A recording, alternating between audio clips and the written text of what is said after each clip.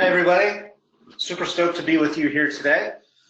This is Sean Grogan. I'm a Weld County advocate with the Sexual Assault Victim Advocacy Center. We're up here in northern Colorado, Larimer County and Weld County. Just a quick introduction, a little bit about myself before coming to SAVA. I was a PREA coordinator for the Larimer County Division of Criminal Justice Services for 6 years. Left that side of things to come over to the advocacy side, and have been working on some PREA programming up here up north. So really excited to be here with you today. And I'm Cassie Hurley. I'm the Advocacy and Outreach Coordinator primarily in Weld County for SAVA. I have been working with victims of sexual assault and domestic violence for quite a few years, and have been working on doing some outreach and implementing some groups for incarcerated survivors, and so we'll go into some of that, but I also wanted to give you a quick rundown of what SAVA services look like. So we do general medical and legal advocacy, which could be helping a survivor report, going to the hospital when they're having a SANE exam completed, and other advocacy, such as finding housing. And then we also have therapy. So we have individual and group therapy and play therapy for kiddos. And this is all on a sliding scale. And then we also have prevention programs in middle and high schools. So I will let Sean jump into this. Cool. All right, so the very first thing we're going to do is we're show a video. Some of you may have seen this video already. If so, I apologize. It's not a new video. But I think it really does a great job of laying the groundwork of PREA and kind of what we're looking at. So this video is about 15 minutes if you've seen it before and you're good with this material.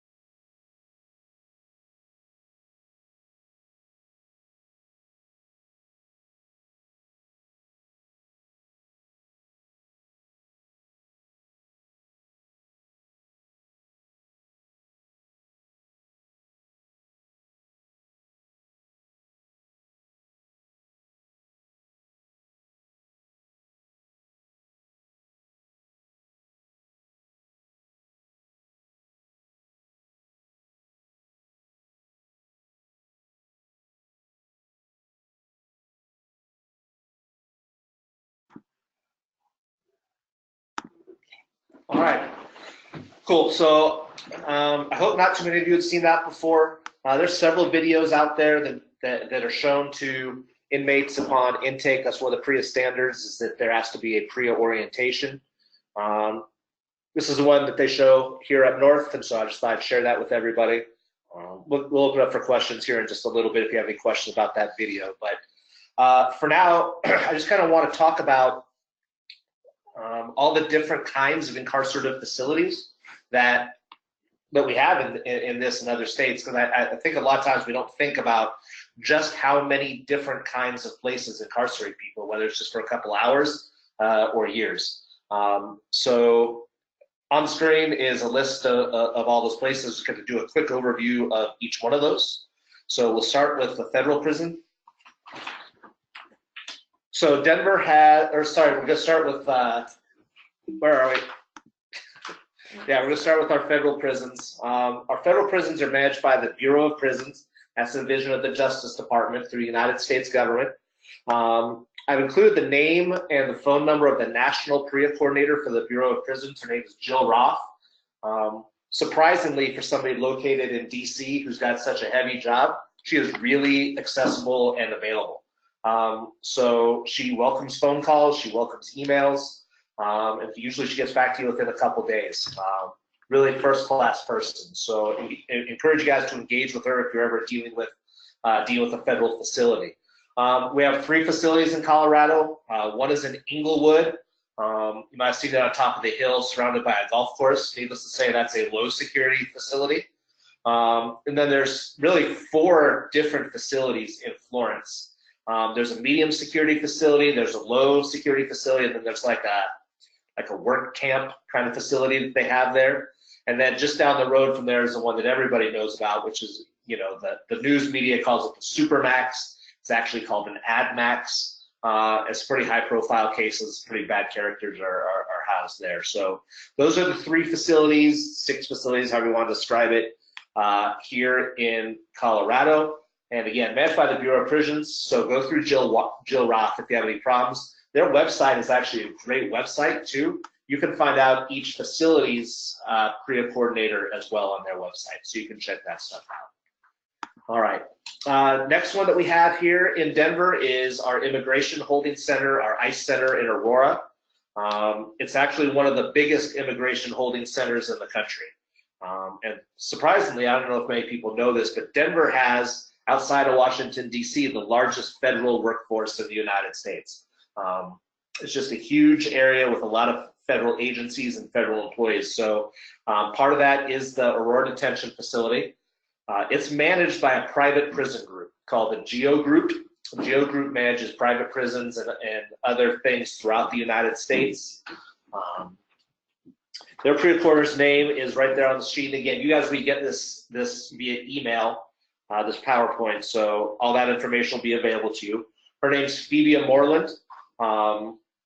And really, if you're trying to look to get a hold of somebody at the ICE facility, you're probably going to have to work through Phoebe.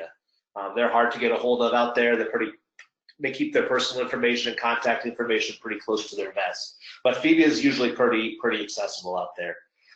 They currently have 1,300 in custody. The rated capacity is just under 1,500, so they're getting there. And as of about a month ago, about 350 of those were in disease quarantine. So as we're packing people into these facilities right now, the disease quotient is going up, and anytime you have a place where you have that many people packed in, you have that many people suffering, you know, we can anticipate, I think, safely an increase in illicit sexual activity going on in those facilities as well. So for those of you down there in that Aurora area, the community advocate centers there, that would be a great place to do some outreach out, because I think it's about to blow up on us. All right, the next one is youth corrections. In a lot of states, youth corrections is run by the Department of Corrections. Hang on. By the Department of Corrections. In Colorado, it's run by the Department of Human Services. So the PREA coordinator for DHS is Diane Skufka. You can see her contact information there. We have 10 facilities across Colorado, located north to south, east to west. The chances are very good somewhere within one of your coverage areas was going to be a youth corrections facility. Each facility has its own PREA coordinator, and there's a website down there where you can it actually gives you the names of the residential facilities and all the brass at those facilities, including the PREA coordinator. So if you ever need to get a hold of a PREA coordinator at a youth facility, that information is super easy to find at that website. All right. Next one we're going to talk about is the Colorado Department of Corrections. By far the biggest agency that we deal with. They've got 22 facilities, 19 are state operated, 3 are privately operated. Gentleman by the name of Ronnie Ortiz, his phone number is right there. Couldn't find his email. I went back through all my old emails. I know I've emailed it before, but I couldn't find it. So we got a phone number. We've also got the phone number for the Inspector General. So for CDOC, Ronnie does all the PREA compliance stuff, but as far as PREA investigations go, that's all handled by the Inspector General office. So both of those phone numbers and contact people are right down there. Really, you're gonna have to work through one of those 2 people, a lot like the GEO group. They're very difficult to get a hold of. You can contact them, or there's warden information where you can contact the head warden on the CDOC site. But it's awfully hard to get into at each prison who's actually in charge of the PREA stuff there. So go through one of those 2 or go through the wardens at each prison. And again, the CDOC website is right down there. So that's our state facility. After that state facility is another kind of state facility, but those are community corrections. All right, and those are, so I'll probably talk a little bit more about community corrections than the others just because that's where I used to work for a very long time, is with community corrections facilities. But they're run through the Department of Justice through the state as opposed to through the Department of Corrections. And lots of different types of inmates inside our community corrections facilities. Again, very likely that you have 1, if not more, community corrections facilities within your coverage area. You have direct sentence and diversion clients there. So these are people who could very easily have been sent to prison, but the judge and the district attorney usually agree that their sentence would best be served in a community corrections facility instead of one of the 22 Department of Corrections facilities. At community corrections facilities, usually they can go to work, they can have some contact with outside therapists and things along those lines. So oftentimes, particularly with first-time offenders or low-risk offenders, you'll see them put into a direct sentence or diversion program. On the other end of things is a transition program. Transition are people getting out of prison and transitioning back into the community, right? So oftentimes they'll be released from prison. They'll have to spend a year or 2 in a community corrections facility, transitioning back to the community, gaining employment, learning the skills necessary to survive on their own again. This could be people who've been incarcerated for 2 years. This could be people who've been incarcerated for 50. So there are a lot of varying needs that community corrections facilities fill for people transitioning back into the community. They also house what are called return to custody offenders or House Bill 252s. If you hear either of those kind of terminology, they're the same thing. These are folks who have been on probation, or excuse me, on parole, and have in one way, shape, or form or another probably messed up and are heading back to prison. Oftentimes they will either house them at community corrections until space becomes available, or they'll be in community corrections given a chance to find the error of their ways and keep them out of prison for a second time. Many halfway houses or community correction centers have federal contracts, and they'll house federal pretrial inmates there as well. Most halfway houses aren't big fans of that, but the federal pretrial pays a lot of dollars. And so particularly for our private community corrections facilities, housing those kinds of inmates makes a real big difference in their bottom line. And so you'll definitely see the federal pretrial folks being held at community corrections facilities as well. All right, the next one that we're going to talk about is the county jails. So most of you, all of you, probably have a county jail somewhere within your coverage area. County jails are in every state. This is not just Colorado. It's every state. Kind of the bugaboo of PREA. The stick that PREA holds for agencies is the withholding of federal dollars. And there are very few county jails that receive any federal dollars. And so if they fail to comply with PREA, you know, the United States government could say, we're going to withhold federal dollars. They'd be like, I don't care, right? I don't get any federal dollars anyway. The state cares because the state can lose that money, but that particular jail doesn't receive any federal funding. Add to that the fact that PREA, when it came out, not so much PREA itself, but the actual guidelines that were promulgated by the Department of Justice were pretty expensive, and a lot of county jails, between the expense of it and the fact that a lot of local jurisdictions don't like the state, or the feds as they call them, coming in and telling them how to do business. I know up here in Larimer County, our elected sheriff chose not to be compliant. I won't say compliant, he chose not to officially adopt the PREA standards and gain a federal audit as required. Their jail does a hell of a good job of complying with all of this for the most part, but they do not get their audits, and they do not spend a lot of the money that's necessary to gain 100% compliance. And so that could be a challenge with other county jails. There is no state or federal oversight. Each facility should have a full PREA staff though, right? So like with the State Department of Corrections, each facility might have a PREA coordinator, but the PREA manager might be at the state level. Every county jail will have a PREA manager and a PREA coordinator on site. So if you're dealing with an issue at a facility, a state facility, you're gonna have to talk to several different people at several different levels. If you're having an issue at a county jail, usually within that county jail structure, without having to go somewhere else, is the apparatus to get that issue solved. So that's one of the nice things about our county jails. All right, moving on quickly. Alternative sentencing. Say what? Yeah, we'll finish after this.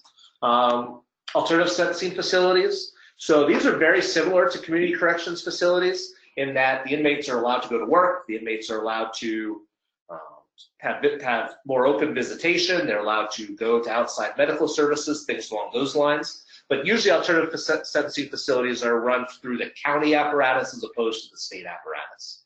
And these can be anywhere from, like in Larimer County, the alternative sentencing program has its own brand new $10 million county building, runs multiple programs out of it, to you know, a private company simply running a community service program. So alternative sentencing programs can really run the gamut as far as what they look like, but almost every county will have one.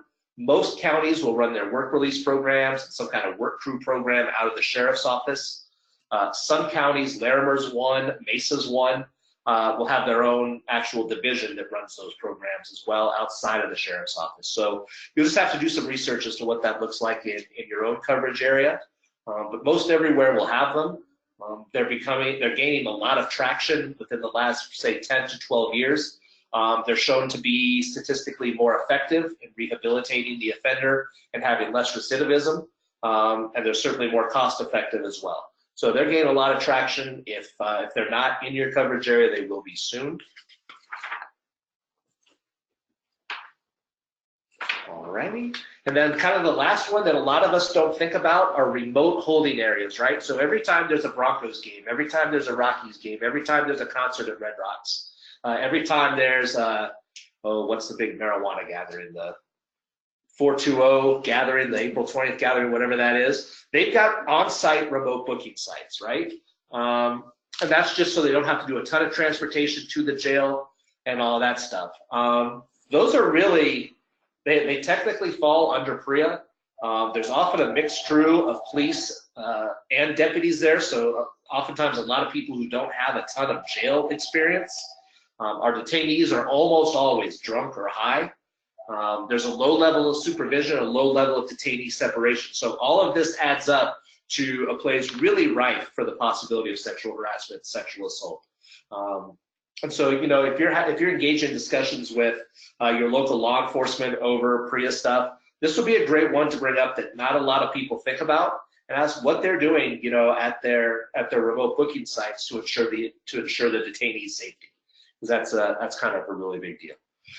All right, so that's a quick overview, right? Like flying through all the kinds of different jails and prisons that we have in Colorado. At this point, we're going to pause for a couple of minutes. open it up for questions. Type those questions into the box down there on the lower right side of your screen, and Cassie and I answer them if we can, and if you have any. Yeah, so just a couple of things. Carmen Ramirez did mention, and I sent it out to everyone, that Jim Pyle has actually retired. You can contact his supervisor, Kara Wagner, and I did send those that contact information through the chat box. Cool, thank you. I didn't know Jim had retired. Good for her. Yeah. And then there was another question that came in. Do these regulations apply to federal detention centers? Yes, they do. Perfect. And so far, that's all that has come in, but definitely type those questions in again as they come up. Or if you wanted to take just a few moments to type your question here. There is another question that came in. Who is enforcing them at the detention centers? So it depends on which detention centers we're talking about. For most detention centers, the bulk of them are going to be our county jails. As far as who's enforcing it, the way it's supposed to work is every federal facility is supposed to be audited by a federally authorized auditor every 2 years, right? And then that audit report goes to the governor. And the governor is required on an annual basis to certify to the federal government that all the jails within his state are meeting this criteria. There's a really big question right now as to what that looks like at the federal level, because I can assure you that the Colorado governor can't say right now all of my facilities are meeting these requirements. He can't say that. The verbiage. Really quickly, they clarified about immigration detention jails. Clarify about them?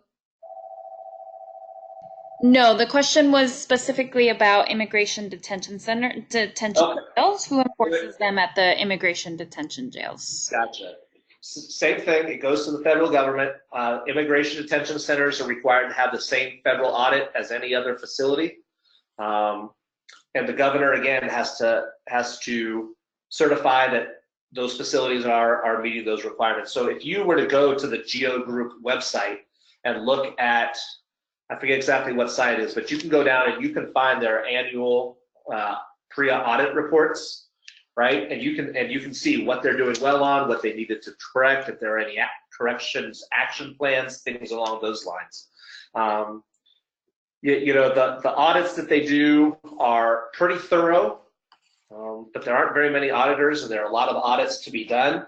And there's a lot of gray area inside the auditing guidelines. And so what you're going to find is that they're going to do a review of all their policies and procedures, a very strict review of that. And almost everybody's got their policy and procedures in place. Then they're going to interview maybe 3 or 4 inmates and 3 or 4 staff members, and as long as they give kind of the right answers, they're going to pass it, right? And so what we're not seeing are in-depth interviews of many different inmates. We're not seeing any kind of anonymous data collection where people can be safe to say how things actually are going on inside those prisons. So almost everybody is passing their PREA audit either the first time or after a written corrective action plan.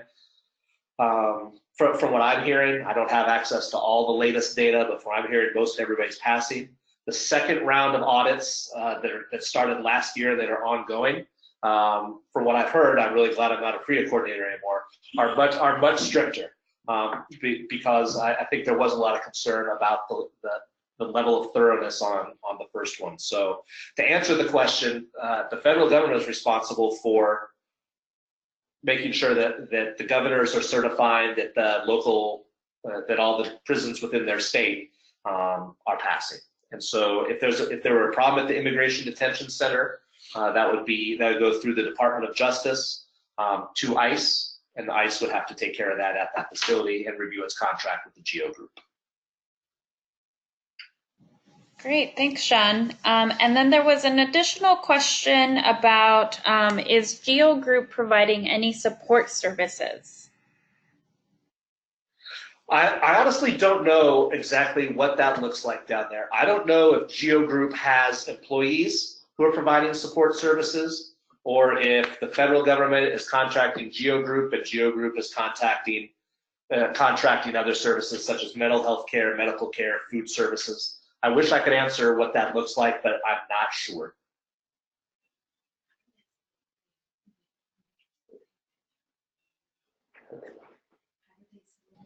All right, and it looks like those are the only questions we have for now. All right, cool.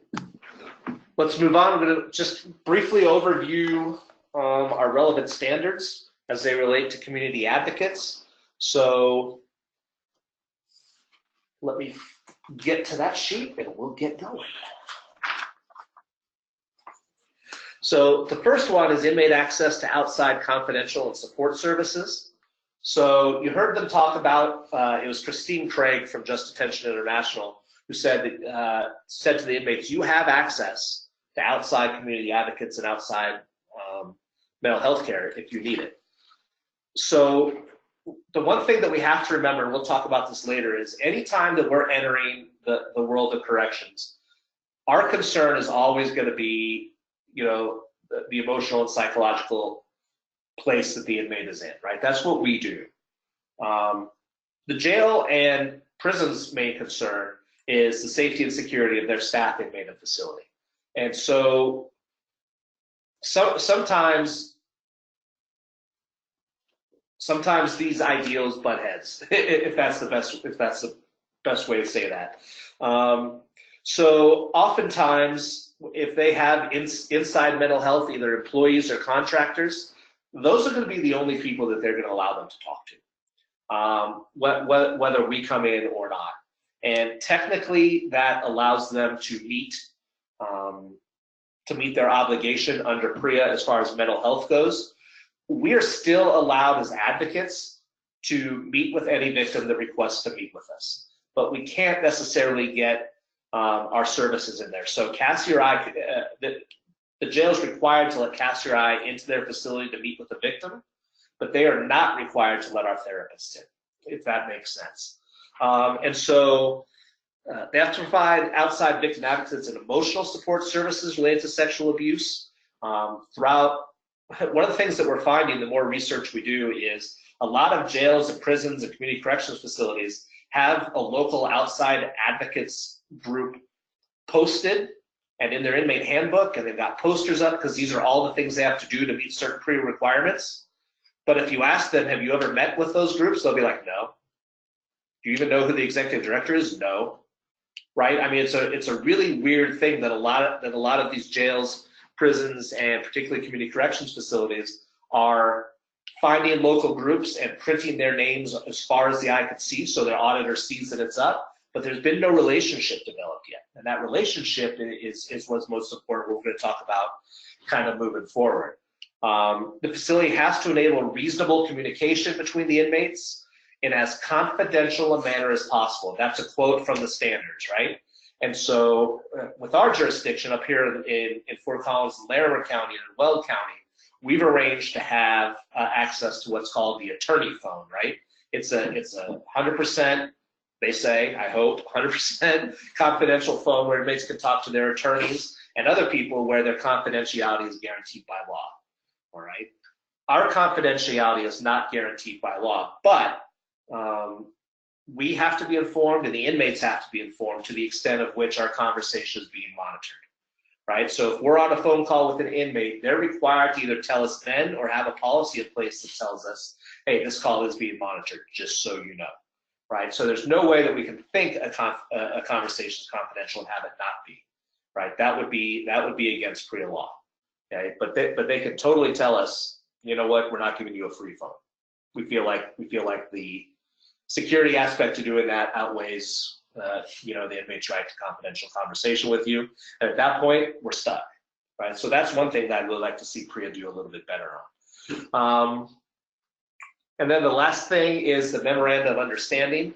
If any facility doesn't have an MOU with a community advocacy group, they're in violation of PREA. Okay, they have to either have one in place or show that they're working on one in order for them to be compliant with PREA. So that's another thing, you know, that's kind of in your favor if you're trying to make contact with a local corrections facility. If they don't have an MOU with you or another group, they're in violation, right? And an auditor should find that. Okay, so that's 115.53. All these standards can be found at the PREA Resource Center, and that website is later on in this presentation. But you can find all of these standards right there. And you know, if somebody in your organization, speaking to the community advocates now, if somebody in your organization isn't up to speed on these standards, I definitely recommend, you know, printing them out, and when you get a few minutes here, a few minutes there, reviewing them, because they really do paint a good picture of what our inmates' rights are to be free from sexual harassment, sexual abuse inside their facilities. Or give Sean a call and he'll come give a presentation. I'll come give a presentation, especially Vail, Steamboat, Telluride. If any of you are down there, I'm your guy. All righty. Next was 115.82, access to emergency medical and mental health services. Okay, Cassie pulled that up for us. The medical treatment and crisis intervention services, they have access, they have the right to have access to these, again, not necessarily through us, right? But it is our job as we go in there as community advocates to make sure that they're getting these things. If no qualified medical or mental health practitioners are on duty, security and staff, first responders have to take preliminary steps to protect the victim, and shall immediately notify appropriate medical and mental health practitioners. So some jails have on-site medical staff, other jails don't. Some community corrections facilities don't have any medical staff at all, and they just allow their inmates to leave the building and go to an emergency room or to what do they call it, urgent care center or something along those lines. Whatever it looks like, it's their job to make sure that they get that medical help. Okay. If they're incarcerated at the time and can't get out, they're offered timely information about emergency contraception, STIs, things along those lines. So when we're going in and meeting with them, we want to make sure that all these things are happening. If we have somebody who has been sexually assaulted in custody, we should have a little checklist of these things to make sure that these things have been happening inside that facility. Okay, and this one is one of the big reasons why the local jails, maybe the local sheriff's departments are kind of against this. Treatment services shall be provided to the victim without financial costs, and regardless of whether the victim names the abuser or cooperates with any investigation. Most law enforcement agencies are used to victims' compensation laws, right, which require them to report to police and to cooperate with the investigation in order to be compensated. Okay, PREA does not do that. PREA simply says if you claim that this has happened, you're entitled to these things, whether or not you name the perpetrator, whether or not you cooperate with law enforcement, whether or not you choose to make an official report. Okay, and a lot of local sheriffs have a hard time with that. Additionally, if you have to transport somebody to the hospital, post overtime to have somebody to guard them, pay for the same exam, pay for all that stuff, it gets expensive, right? And just like every local department, law enforcement and otherwise, budgets are tight these days. And so that's another reason why they're kind of against that. But those standards are things that are required of every incarcerated facility, whether it's a federal supermax prison or, you know, a Crowley County jail. Doesn't make any difference. Okay, and then inmate access to community advocates. Some facilities have medical and mental health staff, some don't. We talked about that. Just a great place for community advocate centers with mental health pros to fit in. So some of these smaller facilities, these community corrections facilities, these smaller county jails, these alternative sentencing programs, remote booking areas. Maybe you can have somebody there, you know, you get to watch a Broncos game and be called into that remote booking area, both, who knows. But some of these areas are a great place for us as community advocates to insert ourselves and our services into their culture. And I think we can make a big difference by doing that. Our contract group information by PREA policy has to be included in their inmate handbooks, posters located throughout the facility on the agency website. The agency website has to have third-party information. We have to be able to take anonymous reports. All of those things are necessary under PREA. One of the great things about this is when I worked in the jail for a long time, nobody could make any kind of report without using an official form and going through official channels, right? And so, you know, if they want to make a report about the lieutenant who's sexually abusing them, they have to give it to the deputy, who has to give it to the corporal, who has to give it to the sergeant, who eventually has to give it to the lieutenant. The sergeant's like, hell no, I'm not giving this to my lieutenant. And a lot of stuff just got brushed under the carpet. Now they're required to investigate any report, no matter how it comes in. If somebody calls in and says, I'm anonymous, and I'm telling you right now that this is going on, that goes straight to whoever the investigative authority is. They're required to investigate it, document that they've investigated it, and put those findings up for review to the auditor when they come in. So that's kind of a nice thing that PREA's brought about. PREA's done a lot of really good things for our jails. There's been at least up north in the county jails up here, the community corrections facilities, there's been a significant and noticeable culture shift in the last 5 or 6 years regarding this stuff. So we're really, really, really excited about that.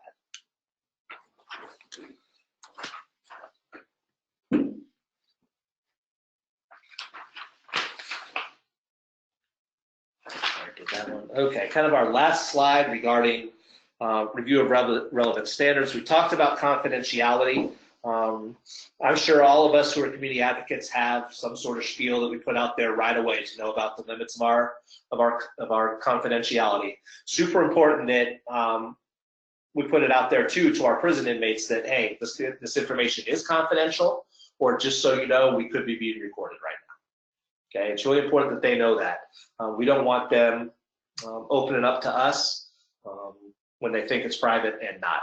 I mean, I know that's advocacy 101, but it bears repeating. Facility has to advise you of what it looks like. Facilities have different ways of doing this. For us in Larimer County right now, we're granted in-person access simply by showing up at the jail. And that's part of our MOU with them, and that's kind of a cool deal. Inmate calls us, inmate's family calls us, whatever that looks like. We just show up to the jail, tell them, you know, we have 2 contacts there, a lieutenant and a sergeant, and we ask them to get one of them or the shift supervisor, and they gain us access. We don't have to tell the front desk who we are. We don't have to tell the deputies in the housing area who we are. We just talk to one of the command staff and we go in. So that kind of maintains as best we can our confidentiality with that client. To some extent, right, one of the things that we struggled with as far as confidentiality goes was we have to tell somebody who we are, right? And so somebody's going to know that the person we're talking to is a victim of sexual assault. And we just came down the side, it's a necessary compromise, right? The jail's not going to let us in if we just say, hi, I'm Sean, I'd really like to speak to this person, but I can't tell you why, right? I hope the jail wouldn't let us in if that happened, because it could get ugly real quick in a lot of ways. So at some level, we have to, in that MOU and with our relationship development, establish trusted people and a trusted process for getting in there and limiting that information to as few personnel as possible. So that's super important. All right, so right now we're just going to pull up a sample draft of our MOU real quick. This will be available to you guys. You're welcome to use it. Honestly, I think we drafted maybe 2 or 3 paragraphs of this, and a bunch of attorneys drafted the rest. It's all used, you know, heretofore, and I don't use that kind of language. So this MOU here was approved by SAVA attorneys and by Larimer County attorneys, and so I think it's really good language to use. You know, plagiarism is the first rule of scholarship, so feel free to copy and paste all this stuff in there. And Cassie just got her master's degree, so she's like, no, it's not. But yeah, feel free to use this. I'm not going to go over it with you. It's going to be there for you in half an hour. Feel free to copy and paste anything that you want. I think it's really great that we can have this opportunity to kind of share our resources.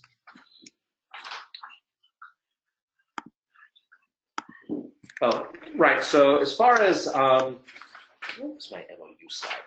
Anyway, as far as how we got to the MOU, really we just approached. We didn't go to the sheriff.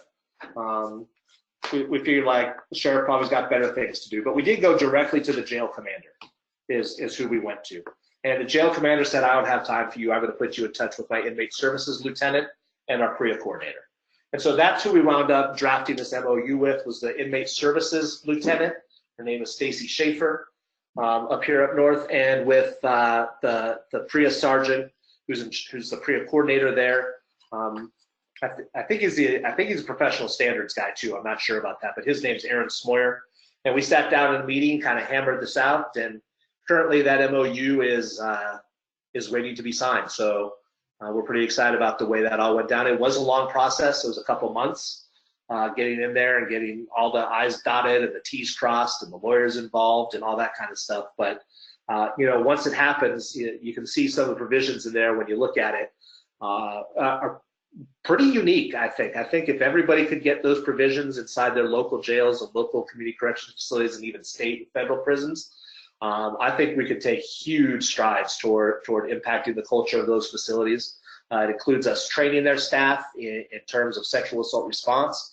It includes their staff training us in terms of what to do in an emergency in the jail, right? And so we all gain a better understanding of each other and our concerns. And right now we're just working so well with them. It's pretty exciting. Okay, cool. So Cassie is our group facilitator. And she's going to talk a little bit about the work she's doing with some cognitive behavior groups and things along those lines. So we're going to turn it over to Cass. Awesome. Thanks, Sean. Oh yeah. Let's see if we have any questions from that last section that Sean went over. So far, there was a comment that said, thought I'd share this PSA produced by the Texas Sexual Assault Coalition. So I'll go ahead and type that into the chat box and share it with everyone. Thanks, Maria. I think I've seen that. That is a good one. Yeah, cool. And then other than that, there doesn't appear to be any questions, but definitely type those in. We'll give you all a second to do that. And then let me actually try to share this, this link with everyone. But yeah, I'll let you know if any questions come in. Awesome. Okay. So I'm going to jump into some of the work that SAVA has been doing to work a little more closely with incarcerated survivors. And I'll go over some of the key features to having a group run smoothly within these settings. There's a lot more details I could go into as well, and so all my contact information will be at the end. But we chose to do a psychoeducation group, and our group is called the Women's Trauma Education and Wellness Class, and this was at Larimer County Community Corrections. And with this group, we worked with primary and secondary survivors of sexual assault, and this group, as the name entails, has an emphasis on education, but does incorporate activities, lectures, and encourages discussion. So the goal of this group is to educate the members around the issues that they may be encountering or a loved one has experienced. So as each individual's healing process is different, it's really important to normalize these experiences, and that could be really helpful with their healing process. So that was a major focus. Education and normalization. One thing to note that is important when you are putting together one of these groups is thinking about the title of what you're going to be naming it.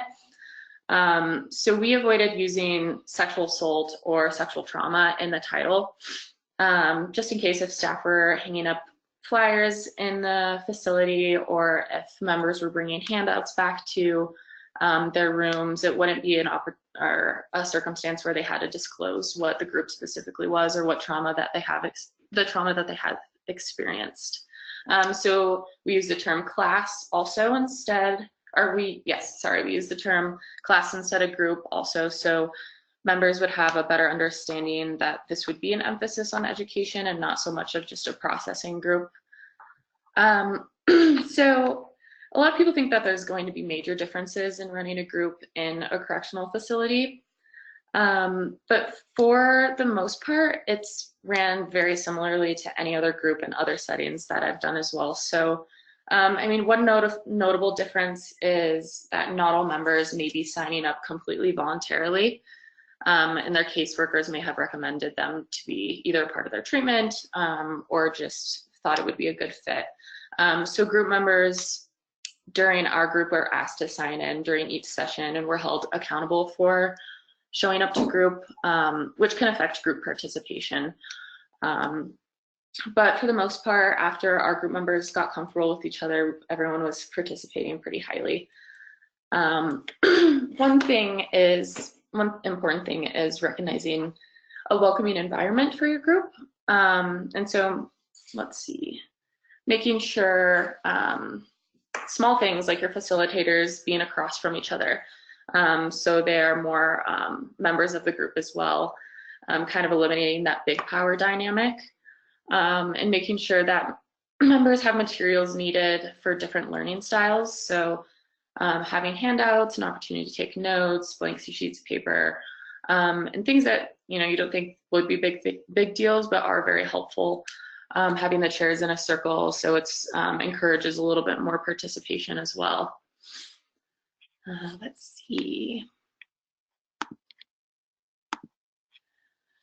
So another very important thing is establishing rules. So some examples of rules that we get going at the beginning of our groups is, of course, confidentiality.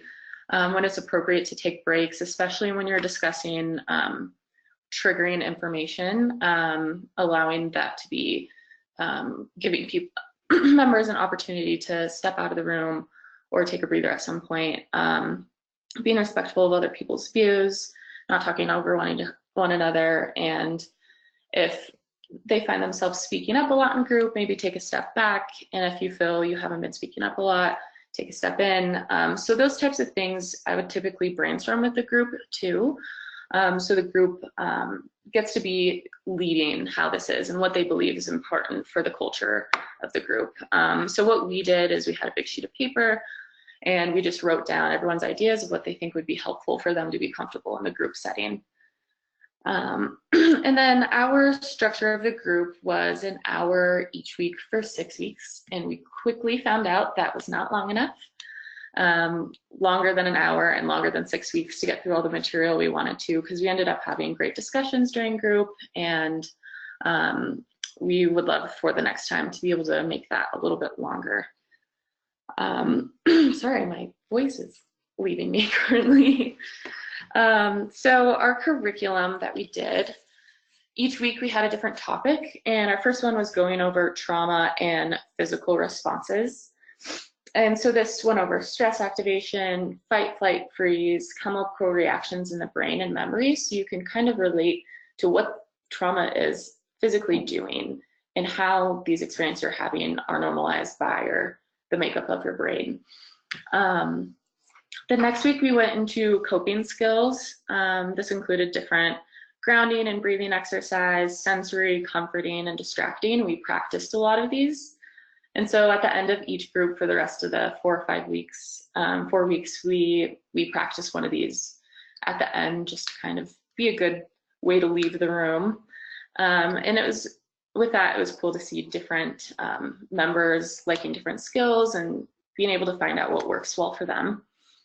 Then we also, for the next week, we did common reactions to trauma. So what those thoughts, feelings, and behaviors were, and we had a group member went and wrote on the whiteboard different experiences they had, and it was a really good normalizing opportunity, and also for members to see the different ways that they can be affected by this trauma. Then we talked a lot about substance abuse the next week, so discuss rates of PTSD and substance use and how this can prevent healing. And again, this all would correlate back to different types of coping mechanisms, and we could practice these skills that we were taught in previous weeks. And then we also went into relationships and safety planning. So we went over power and control wheel, cycles of violence, warning signs of an abusive partner, and the types of safety planning steps that people could take if they do find themselves in an abusive relationship. And then lastly, it was a review of material, gave individuals an opportunity to have any final questions. And then we went over a lot of community resources and how we can continue to be a support even when group is finished. So as you can see by our curriculum, it was a lot of normalizing and focusing on those tools that can help survivors in their healing process, and not only if they have experienced it, but how they could support a loved one as well. All right. And let's see. So in establishing trust with group members, it's extremely important with this population, as individuals who are incarcerated may have some negative biases towards people in position of power because of previous experience. So establishing that trust and respect is extremely important. And how you can do this is in your introductions, being very clear with your expectations of the group, and initially setting those expectations and continuously abiding by those. And another thing is giving personal examples, and this doesn't mean self-disclosure, but at times, so for example, when we were going through the coping mechanisms and grounding exercises, if people weren't speaking up, I could say, for when I'm feeling anxious, when I'm having a difficult time concentrating, and I use this one, this is how it helps. And it also brings that back of, I'm a human too, I have these experiences, and I'm comfortable talking about this, and showing that you're comfortable and trusting the group can also encourage others to be able to speak as well. And then being yourself is very important. Being consistent with your role and how you present yourself. I know we all can see right through when people are putting on a front. So just being yourself brings that connection a lot easier to the group. And then knowing that mistakes are okay. Also, we are humans, and this can ease the members who may be, again, fearful of that power dynamic, and knowing that we're all in the same position and all being vulnerable together. So we received really positive feedback from all the staff and group members after we gave our surveys. And really the only negative feedback was that it wasn't long enough.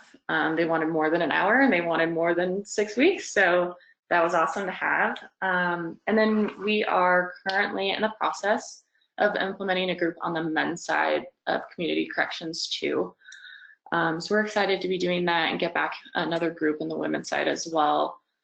But if any of you are interested in starting a group or learning a little bit more about what this could look like, I'm very happy to discuss this with you, and you can always reach out to me. But yeah, does anyone have any questions about this?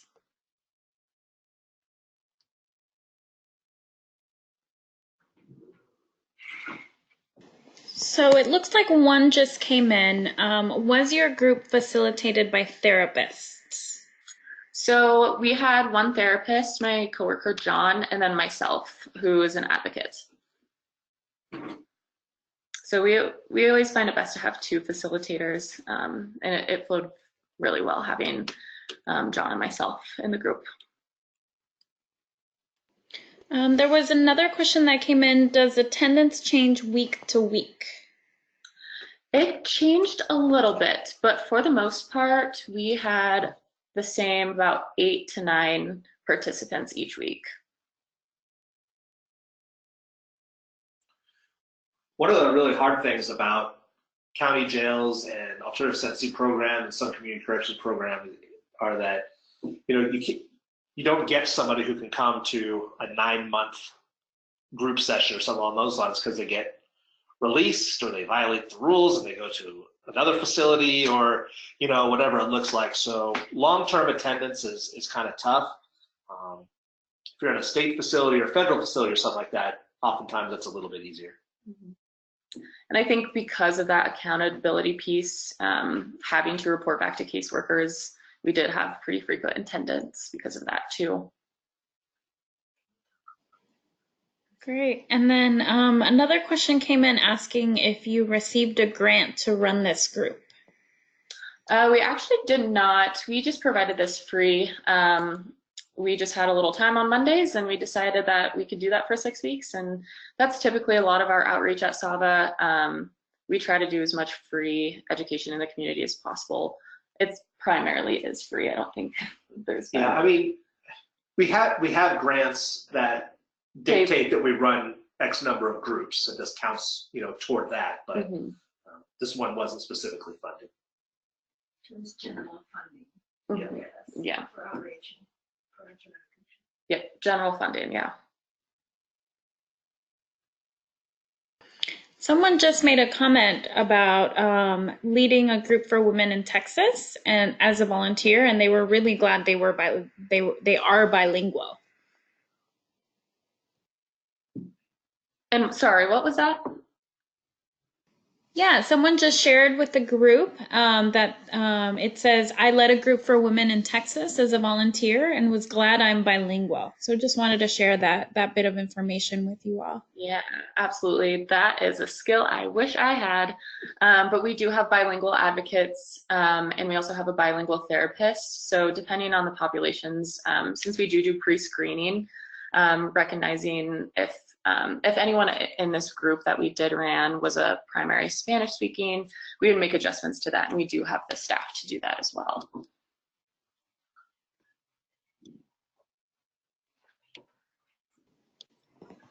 Great. So it doesn't look like other questions are coming in. Oh, one more. Have you led any train the trainers for these groups? I have not done any train the trainers, no. And since this was the first group we have done, I believe we're kind of getting the word out more so we can start doing some of those trainings for trainers. Cool. And then just some additional comments. I found that we had to equip them to do safety planning and active listening for the trainers. For the trainers? Yeah. So just adding some more comments. The group lasted 2 hours a week, and that wasn't enough in their experience. Yeah. It's difficult with time frames that either we have or what the incarcerated survivors had, because there's never enough time to get through as much as we can, but just because of those restrictions we have on what times that the ladies in the jail had, and yes, what days worked to have a therapist and an advocate. I really do wish we had so much more time.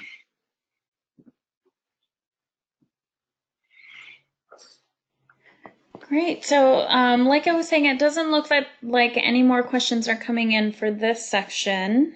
But as people type in, I'll let you all know. Sounds good. Okay, so our last slide here, we're just talking about that new service that we're doing with response to the jails, and Sean will cover this quickly, and then we'll wrap up here.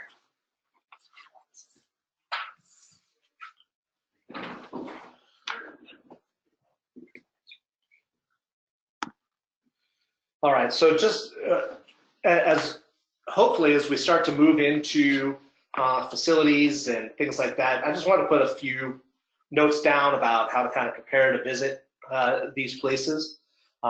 First, we want to be mindful of the environment and the surroundings, right? Jails, generally speaking, are very safe places, right? But they're probably a little bit less safe than your house. So we want to just take a few things to heart here. Dress professionally, right? That's a big deal inside law enforcement. The deputies' uniforms are always perfect. The command staffs are all wearing suits and ties, things along those lines. It's a training day. They'll be in khakis and polos, but respect how important appearance is to uniform staff, and so dress professionally for them. It sets a really good tone. Respect, immediately follow any directions or instructions. If somebody tells you to do something, don't ask why, just do it, and then you can ask why later. Oftentimes they have to respond in a hurry to an emergency situation, and then they'll want to keep you safe. Don't divulge any personal information about yourself or anyone else. It's important to remember that in almost all correctional facilities, deputies go by their title and their last name. So if you have Deputy Shaw, don't say hi Jeff in front of the inmates, right? Just kind of one of those things. So that's personal information. Don't ask how your vacation was. If you have a relationship with them, don't say, hey, is your wife still out of town? Things along those lines, right? That kind of personal information just doesn't belong inside a correctional setting. Most of the time it's harmless, but every once in a while, that information can be used to hurt somebody. So no personal information in there. We talked about addressing the correctional officers by rank and last name unless they give you permission otherwise, right? So Lieutenant this, Sergeant this, Corporal this, whatever it might be.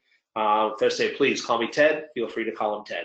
But until that happens, make sure that you address them by their rank, particularly the officers. They worked hard for that, so they like to hear it.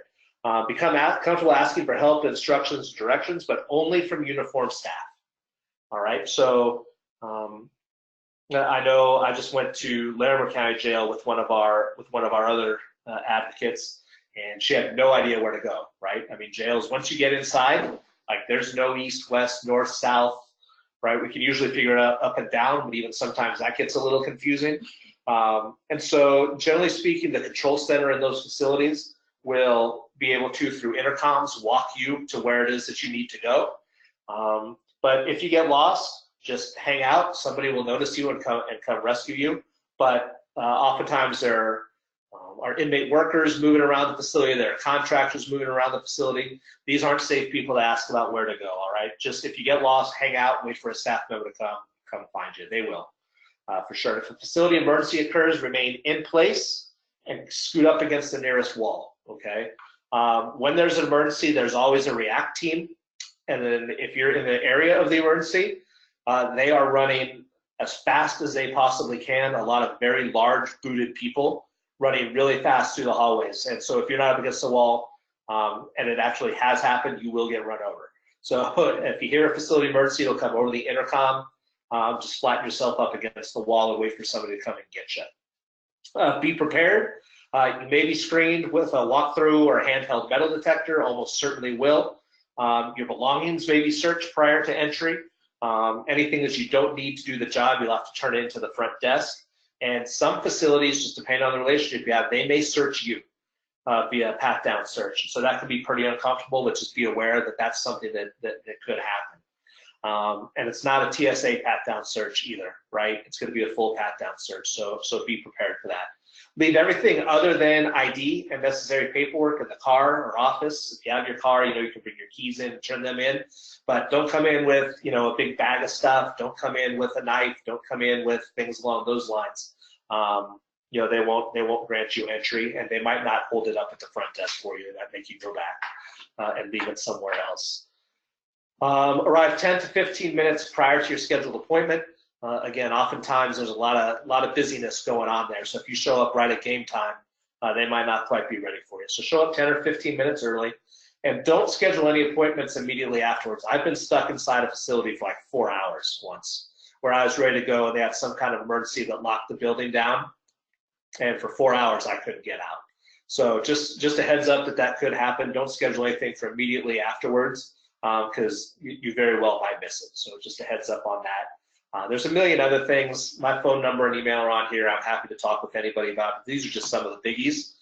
Hope they help out. They're good just to facilitate things as far as logistics. But by doing those things, you can really show these law enforcement agencies that you respect them, you respect their rules, and you really want to work with them as an equal partner, not as somebody who's coming in and telling them how to do their business. I think that's a really good foot to put forward when you're dealing with them. So that's about all I got. Yeah. Well, if you have any more questions, feel free to shoot us an email or give us a call, and we're happy to answer more of those. And thank you all for listening today.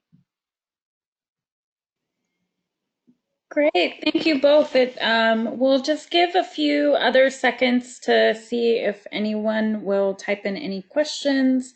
It doesn't look like anything is coming in, but while people are typing or thinking about those questions, are there any final thoughts or anything else you'd like to share with folks? I don't think so. Let us know if you need any support or anything like that. I think the fact that we've had success up here doesn't necessarily translate that you'll have the same kind of success wherever you're at. But as community advocates, this is what we do, right? We bang our head against tough doors every day. So let us know if we can be of any help at all. I'd be happy to come down or chat with you on the phone or whatever. Great, perfect. Thank you so much. Someone did make a comment saying it was a wealth of information, so thank you and for the work that you do. I do want to echo that. Thank you for spending your time, your afternoon with us today and sharing this very valuable information with folks. I'm sure that folks got a lot out of it. Thank you all for being here. Any questions that come up, I will be sending the email addresses in the follow-up email here in just a little bit. So feel free to reach out to them with any questions, anything one-on-one that you wanted, just like Sean mentioned. Look out for that follow-up email. It will have the slide deck on there. It will have the emails, like I mentioned. It will also have a link to our survey. Please fill that out. It, again, is very helpful for us. If you wanted more information on particular, like on facilitating groups, or, you want to hear a certain speaker, please fill that in there, and I will do my best to get that set up. We do have a webinar coming up in July. So our July webinar will be hosted by the Project Safeguard and Address Confidentiality Program. It's a part 2 of one of the webinars they did previously. So they will be talking a lot more about safety planning and just more details to share with folks. That will be July 31st at noon. It's already on our calendar on our website, so if you're interested in registering, you can register through there. And again, please don't forget to fill out the survey, and thank you all for attending today. We're so excited that you were able to make it. Thanks again, Cassie and Sean. Thank you.